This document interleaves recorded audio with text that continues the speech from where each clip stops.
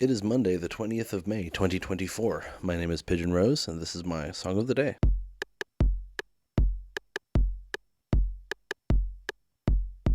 Well, I've mentioned them a few times in this show already, and it's hard to do a music show without talking about them because they're so influential just forever in popular music and rock music. And, there's an argument to be made that they're overrated, which they certainly are, but overrated doesn't mean actually bad.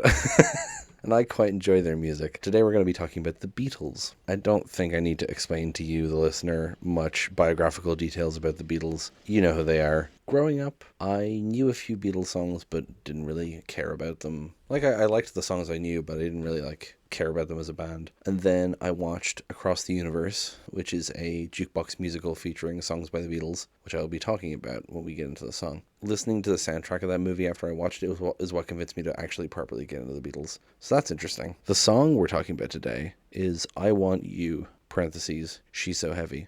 I said yesterday, the theme for this week is that we're talking about heavier music. Not necessarily metal, although a lot of it is, but just I wanted to talk about heavier music because we'd mostly talk about relatively light music up to this point. Not in terms of subject matter, but in terms of music. What better way to start than with a song with the word heavy in it?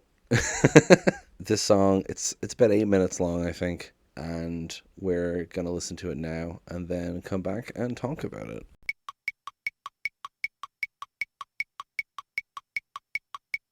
I love a good song that cuts out right at the end. I feel like I said that on a different song, but I can't remember now. So let's start with some facts first. This was the 6th track on Abbey Road, and it ends side 1, because side 2 is mostly the medley, which we'll get to eventually. But side 1 ends with I Want You, She's So Heavy. And I think it's a great way to end a side, especially with how abrupt the ending actually ends up being. It's a funny way to end a side. You might think your record's broken or something. Did the needle jump? Anyway, I think it is the Beatles' longest song they ever did. And musically, it's an interesting one because, it's a bluesy rock song in the broadest strokes possible. But it does feel kind of prototypical of metal, of kind of doom metal, that kind of long drawn out. It sounds like a lot of metal that would come afterwards. Now, the song itself is very plain and simple. So plain and simple that there's only 14 unique words in the whole song. It's just about John Lennon's love for Yoko Ono. It's John singing it. That's what it's about. It's very simple. I want you so bad. I want you so bad. It's driving me mad. It's self-explanatory. Now, what isn't self-explanatory, or at least wouldn't be necessarily to people now, is She's So Heavy. Because you might hear that now and you'd be like, did he just call Yoko Ono fat? What the fuck? No, heavy was slang at the time to mean kind of intense, If you've seen Back to the Future, you'll be familiar with this, because Marty says, "Whoa, this is heavy," a few times, and Doc says, "There's that word again, heavy. Is there something wrong with the Earth's gravitational pull in the future?"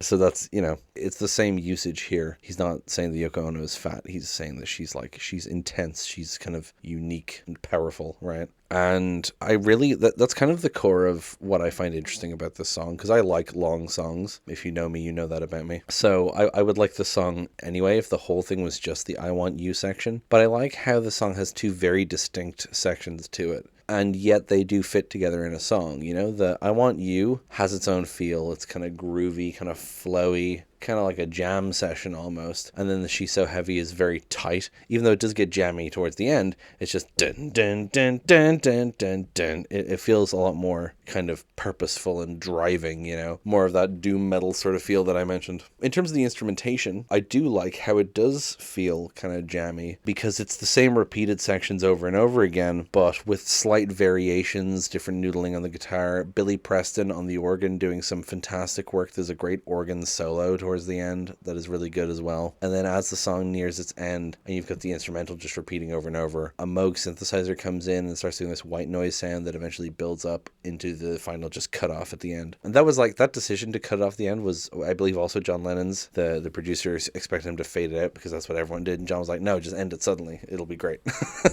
But yeah, this song is probably one of the many things that got me to later really like prog and long songs that kind of have variations of a similar theme throughout, because it has that. And there's just little things as well that I love, like the way it's slightly varied with "I want you so bad, babe," like just the little changes there in the lyrics. And then between the first and second "She's So Heavy" section, you also get just an instrumental version of the "I Want You," so it's the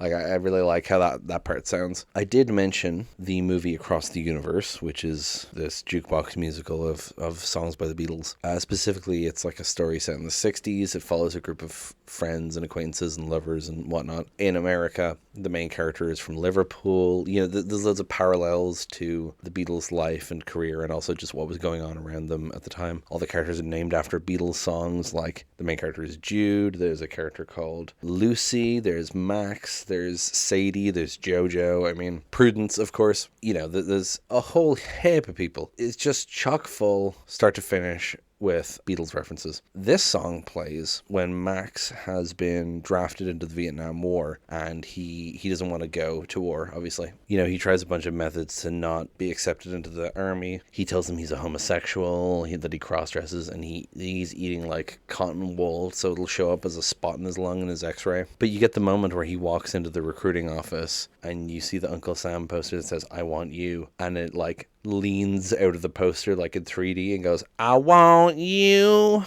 I want you so bad." And I always thought that was really creative, because, you know, I didn't know a lot of these songs going into watching this movie, and I thought that was so on the nose, and then I realized that actually this is quite clever. I mean, it's obvious, but it's quite clever, I think.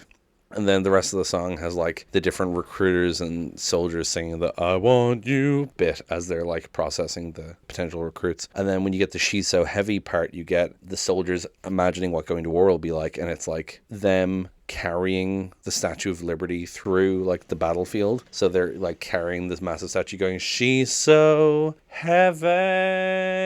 Again, very on the nose, but it's an interesting way to tie, because obviously the original isn't about that. They had plenty of anti-war songs and whatnot, especially John Lennon, but like the tying in the that into this song is an interesting take on it, and I always think of Uncle Sam when I think of this this song, which is interesting. I don't think I have too much to say about it, honestly, after that. Like I said, it is quite repetitive, but I just really like how it sounds. We'll certainly be talking about more Beatles as we go on, but I wanted to start off the heavier week with this. It's going to get heavier from here on out, don't worry. And if you thought this song was too long, just wait until we get to Sunday.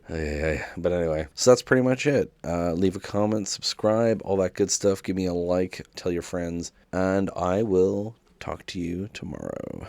Good day. Break it down.